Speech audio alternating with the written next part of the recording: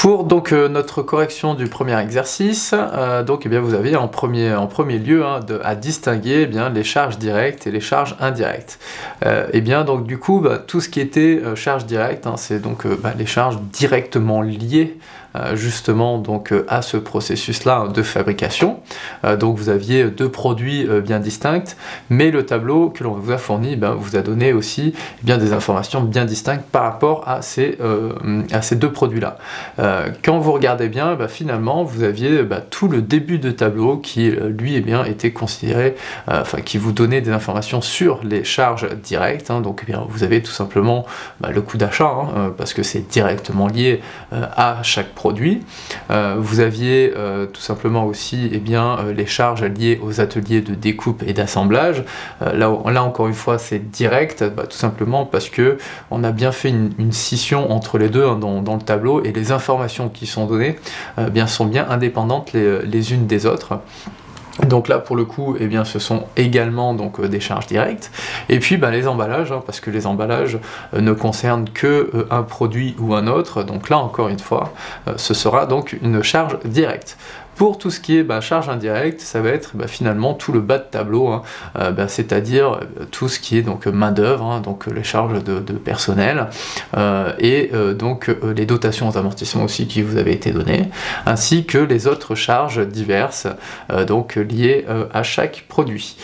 Donc voilà, vous avez donc finalement en fait trois charges indirectes, et tout le reste donc sont des charges directes.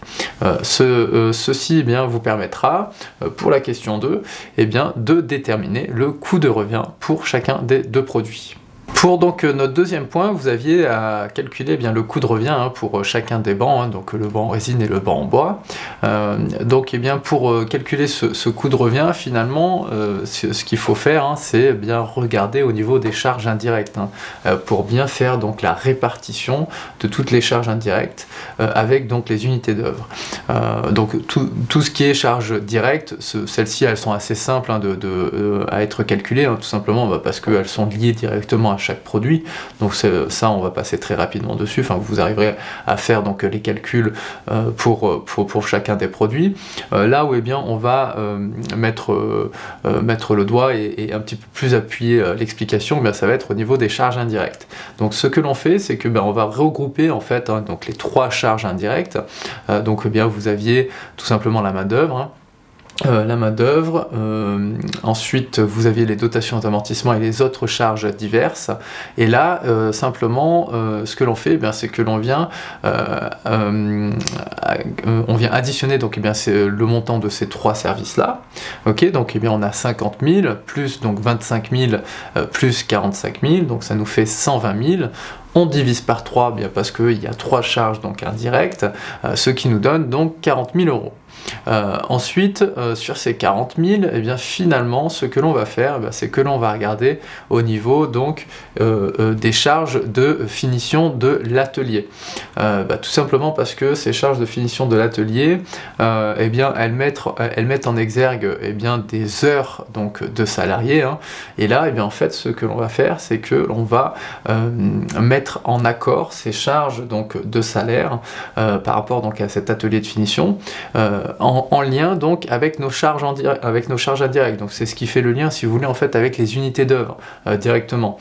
Donc ce que l'on fait, c'est que on sait tout d'abord que l'on a bien 200 heures pour le premier banc et 150 heures donc pour le deuxième banc. Ce que l'on fait, donc voilà, c'est que ça fait un total de 350 heures.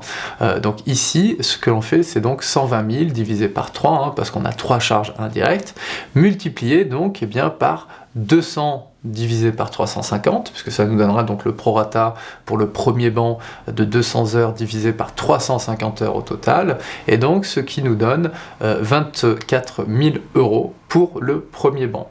Pour le second banc, on fait exactement pareil, nous avions donc les 120 000 qui était donc le total des trois charges indirectes, on divise par 3 pour avoir donc simplement la répartition entre ces trois charges là, donc ce qui nous donne simplement 40 000, et là on va multiplier par 150, donc divisé par 350 qui est encore une fois le nombre d'heures totales, ce qui nous donne donc 16 000 euros. Et là on a bien une répartition sur chaque donc sur chaque charge indirecte, donc dont le total était de 40 000, et bien vous avez pour le premier banc 24 000 et pour le deuxième banc 16 000.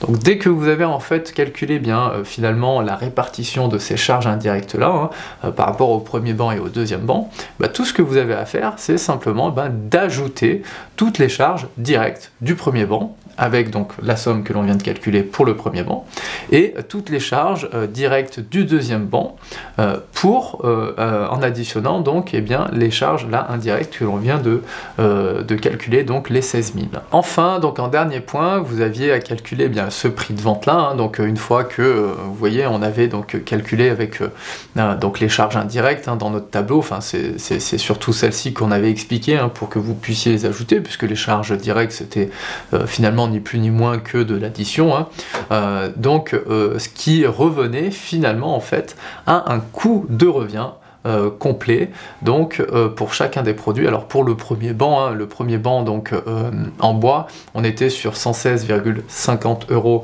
de coût de revient complet, lorsqu'on additionnait donc toutes les charges directes plus ce que l'on vient de préciser donc en charge indirecte. Et pour les bancs en résine, nous avions donc un coût de revient à 128,13 €. Donc pour calculer le prix de vente avec un taux de marge de 15%, c'est très simple comme calcul. Vous avez simplement en fait à diviser par 0,85. Alors pourquoi ? Tout simplement parce que pour retrouver en fait un prix de vente qui inclut donc 15% de marge, eh bien on fait 1 moins 15%, donc 15% c'est 0,15, donc ça nous fait 0,85, et donc on vient tout simplement diviser notre coût de revient par 0,85, et ce qui nous donnera automatiquement donc un prix de vente qui inclut ces fameux 15% de marge. Donc pour le premier banc en bois, nous avions donc 116,5 divisé par 0,85, ce qui nous donnait donc 137,41, et là vous arrondissez tout simplement à l'euro supérieur, donc ce qui nous donne 138 €.